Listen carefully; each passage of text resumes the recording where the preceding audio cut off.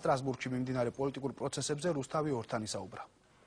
Panie prezydencie, თქვენს გამოსვლას ევროსაბჭოში მოყვა შეფასებები მართველი გუნდის მხრიდან და გაკეთდა ესეთი განცხადებაც კი, რომ თია წულუკიანს ჰქონდა ეს შეფასება, რომ თქვენ ხართ ერთადერთი ქართველი, რომელიც მაშა სადამი არ არის ევროპელი. რა შეგიძლიათ რომ უპასუხოთ მართველი გუნდის ამ შეფასებებს და ასეთ განცხადებებს? მე ამაზე მახსენდება ილია ჭავჭავაძე, რომელსაც ეუბნებოდნენ როცა ადანაშაულებდნენ რომ ის რაღაცას ამბობდა ჩემზე ამბობენ ის სიავეს ქართლისას ამბობს ჩვენ სულს არ მალავს ეს ხომ ცხადი სიძულვილია ბრიყვნი ამბობენ კარგი გულიკი მას უნოგზობს ამ სიძულვილში რაოდენი სიყვარულია საქმე რაშია რომ თავარი პრობლემა არის რომ ჩვენ მთელი ეს წლები ვაშენებთ საქართველოს რეპუტაციას და ავაშენეთ საქართველოს რეპუტაცია ის რომ რამდენიმე წლის წინ საქართველოს არამხოლოდ არავინ არ იცოდა, არამედ არავინ არ აღიქონდა ევროპულ ქვეყნად, არავინ არ აღიქონდა რამე იმედის მომცემ კუნძულათაც კი ეს ყველაფერი ამოვატრიალეთ და ეს ყველაფერი დამსახურება არამხოლოდ ზოგადად ჩვენი გამოსვლების, არამედ თავარი იმისა, რაც შეიცვალა საქართველოში. დიპლომატიით ამას ვერ გააკეთო. რუსეთს რო ფული აქვს და დიპლომატები რო ყავს გამოცდილი, ეგეთთვის ყავს, მაგრამ რეპუტაცია მაინც ხო არ აქვს. და რატო გვაქვს ჩვენ ქონდა ჩვენ, იმიტომ რომ საქართველოში განვითარდა ქვეყანა და განვითარდა დემოკრატია. და ეს ამარჩევნებად დაადასტურა ბოლომ.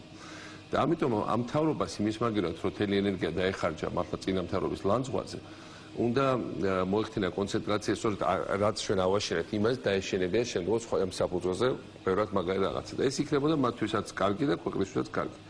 ის რაც ობიექტურად ხდება ჩვენ ქვეყანაში, ის რაც ხდება მაგალითად ტელევიზიების გარშემო, რუსთავის გარშემო, საზოგადოებრივი მაუწყებლის გარშემო, როდესაც ადგილობრივ მმართველობებს მასობრივად ქუჩაში ხრია, როდესაც პარლამენტის დეპუტატებს პირდაპირ აშინებენ სისხლისამართლის საქმეებს, მათ ოჯახის წევრებს იჭერენ, რომ ოღონდ საკონსტიტუციო მიიღო.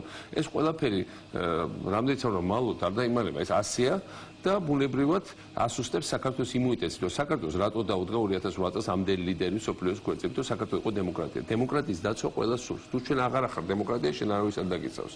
ამიტომ ჩვენ როცა ვლაპარაკობთ ორგანიზმის სუსტება, ეს არის სწორედ ის, რომ თუ დემოკრატია სუსტება, საქართველოს იმუნიტეტი უცხოური აგრესიისადმი და უცხოური სახელმწიფოს ოკუპაციისადმი სუსტება.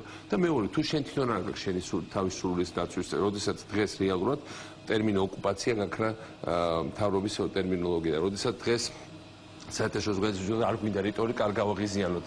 ჩვენ ხო ეს ხო ბევრჯერ აქვს გავლილი. შევარნაძე მამწრეებზე იარა. ჩვენს დასაწყისში ასე ფიქრობდით და დროზე მოვეგეთ გოს. რა თქმა უნდა არ უნდა გაღიზიანო და არ უნდა წითელი ჩვარი არ ვფრიალო, მაგრამ შენ თუ როცა მიწას გართმევენ, როცა შენ ტერიტორიის ოკუპაციას ახორციელებ, რა თქმა უნდა, ამის შესახებ უნდა ილაპარაკო ხმამაღლა, ყველგან ეს აფიქსირო და დავაფიქსირეთ კიდევაც. ეხლა მე რასაც უყურებ, ხდება ძალიან თანმიმდევრულად ამის ეროზია და საქართველოს პოზიციების შესუსტების ნიშნები გაჩნდა. და არ შეიძლება ამას ჩვენი შეშფოთება არ გამოიწვიოს.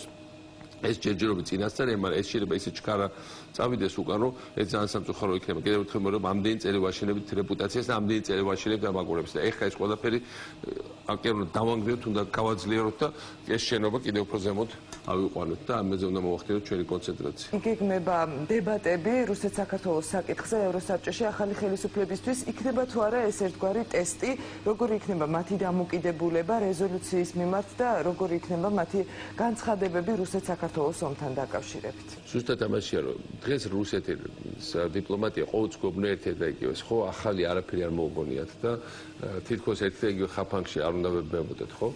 ყოველთვის გვეუბნება ესე, რაც გინდათ ეს დასავლეთი საერთაშორისო ორგანიზაცია, მოდით დავილაპარაკოთ წყნარად ჩვენთან ერთმანეთს უფრო კარგად გავუგებთ, ხო?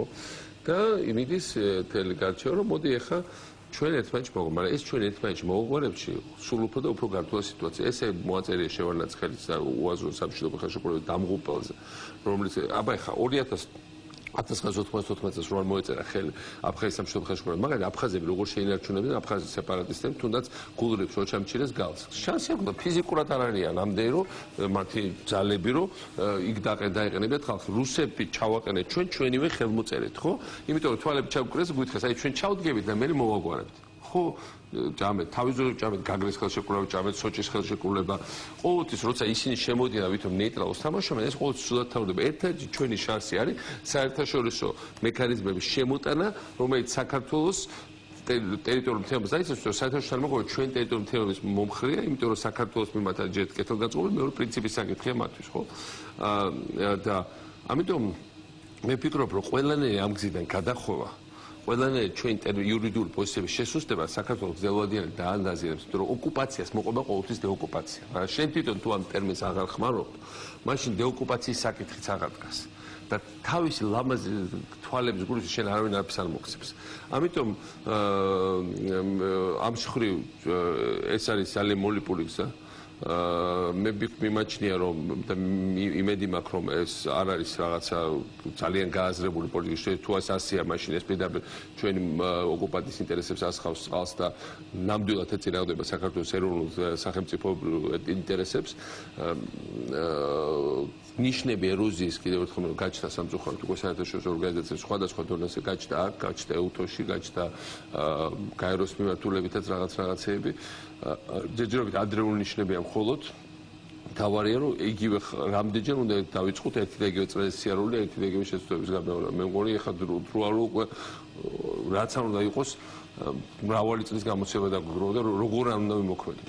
რა უნდა გაკეთდეს რომ ეს ნიშნები არ გაღრმავდეს და არ აღნიშნდეს საქართველოს კიდევ ერთხელ მიტოვებული ამ საერთაშორისო მხარდაჭერის გარეშე. საქმე იმაშია რომ ერთ-ერთი შანსი და სწორი მიმართულება საქართველოს არის ევროკავშირთან დაახლოება და ნატოში შესვლა. მაგრამ ეს მხოლოდ შესაძლებელია რა თქმა უნდა თუ საქართველოს განვითარდა შემდგომში დემოკრატია. თუ საქართველოს ჩატარა კიდევ ერთი არჩევნები, ახლა დღეს ლაპარაკობენ მაგალითად საპრეზიდენტო არჩევნები საერთოდ უნდა გაუქმდეს. ხა თუ ქვეყანამ გაუქმა არჩევნები, თუ ქვეყანაში დახურეს როგორც იმუქრებიან ტელევიზიები, თუ ქვეყანა აღმოჩნდა იმ სიტუაციაში, სადაც რისი ნიშნებით ჩანს ადგილობრივი თვითმმართველობის ნიველირება, გაქრობა პარლამენტში სრულიად დაუშვებელი და დანაშაული მეთოდებით საკონსტიტუციო უმრავლესობის მიღწევის ცდელობა რა თქმა უნდა ის კარებები ჩაგვეკეტება და არა იმიტომ რომ მე რაღაცას ვიტყვი ან სხვა რაღაცას საერთოდ რომ გავქრეთ და აურთქრეთ ეს არაფერს არ ცვლის რეალობა იქნება ასეთი და ამიტომ ჩვენ დროზე უნდა ვთქვათ რომ ეს არ უნდა მოხდეს და თუ ეს არ მოხდება საქართველოს დემოკრატიას სულაც გააგრძელებს მიუხედავად ვინ იქნება მთავრობაში და მაშინ ჩვენ ადვილად აღარ ვიქნებით ადვილად დასაჩაგრით თუნდაც ჩვენი ქვეყნის ოკუპაციის განხორციელების ქვეყნის მხრიდან და ამიტომ მაშინ ამ ქვეყანასთან ურთიერთობის განვითარება უფრო ადვილი იქნება და დასალაგება უფრო ადვილი იქნება იმიტომ რომ ჩვენ ხო დავიწყეთ ტურისტების შემოუშვით და სოფლიო საბჭო ორგანიზაციების ხელშეკრულებას მოაწერეთ ხე რაც უფრო დრო გავიდო და გავა რაც უფრო ჩვენ წავალთ ევროპისკენ და ნატოსკენ მით უფრო ბევრი რუსი მიხვდება რომ საქართველოს არის კარგი სწრაფად განვითარებადი წარმატებული ქვეყანა რომელთანაც ჯობია მშვიდობიანი ნორმალური კარგი ურთიერთობები თუ ჩვენ ვიქნებით დასუსტებული რაღაცა პროვინციული რაღაცა ესეთი ყველასგან მიტოვებული სუბიექტი მაშინ რა თქმა უნდა ოც ექნება მათ დიდი ცნუნება რომ გამოიწვიონ ჩვენ გადაგვსასვლელად ჩაკლაპონ დაგჩაგრონ აი ეს არის რაც კარგად უნდა გავითავისოთ. არ შეიძლება თქვა რომ საქართველოს უმნიშვნელო ქვეყანა. საქართველოს თავრობამ არაერთხელ თქვა რომ საქართველოს დროა მივხვდეთ რომ უმნიშვნელო ქვეყანა. თუ ჩვენ უმნიშვნელო ვართ, მაშინ ჩვენ ვართ მნიშვნელოვანი მხოლოდ საქართველოს ტერიტორიის დაპყრობელისთვის. აი ეს არის რაც არის კარგად გასააზრებელი. საქართველოს არის ძალიან მნიშვნელოვანი ქვეყანა. ეს უნდა ვიმეოროთ, უმეოროთ ცხებსაც და უმეოროთ ყოველდღე ასევე საკუთარ თავს. საკუთარი ქვეყნის დაკნინება არავის არ მოუტანს კარგ შედეგს. ეს იქნება პირდაპირ ქვეყნის ძალიან ძიმე შედეგებისგან მიყვანი შედეგი და ეს ისმოდა მუდმივად რომ ჩვენ არ გვინდა რომ ვიყოთ ძლიერი ქვეყანა წაიღო სააკაშმათვილი ტყვინი ტრაბახით არ არის საქართველოს მნიშვნელობა რა დროს არ არის რეგიონალური მოთამაშეც კი არა რა მსოფლიოისა და რა მსოფლიო როლი და რა ისა და რაღაცა ვის ვატყუებთ რა თქვი ჩვენ ვართ მნიშვნელოვანი ქვეყანა და რომც არ ყოფილიყავით მაინც უნდა გვეთქვა რომ ვართ იმისაც რომ თავი დაგვეცვა ნუ თუ ეს გაუგებარია და ამიტომ ეს პიარი და რაღაც ჩემი თავის მოწონება კი არ ყოფილა ეს არის საქართველოს გადარჩენის ერთადერთი საშუალება და თუ ამას დავკარგავთ და ამაზე უარს ვიტყვით მაშინ ჩვენ ყველაფერს დავკარგავთ ჩვენ უნდა ვიყოთ მუდმივად ვიფიქროთ იმაზე როგორ ჩვენი მნიშვნელობა ჩვენი მეგობრებისთვის და ძლიერი ბლოკები დემოკრატიული სამყაროსთვის გავაძევოთ მაგლა ვიყვარდეთ საქართველოს გახდარჩა დემოკრატიული თუ საქართველოს განვითარდა რა თქმა უნდა ვიქნებით ობიექტურად მნიშვნელოვანი ქვეყანა და ირაკლი ალასანია მისი ვიცე-პრემიერის პოსტიდან გათავისუფლების შესახებ განმარტებებს 2 საათში გააკეთებს. ბიძინა ივანიშვილის ბრძანება, რომელიც 21 იანვრით არის დათარიღებული საქართველოს მთავრობის ოფიციალურ გვერდზე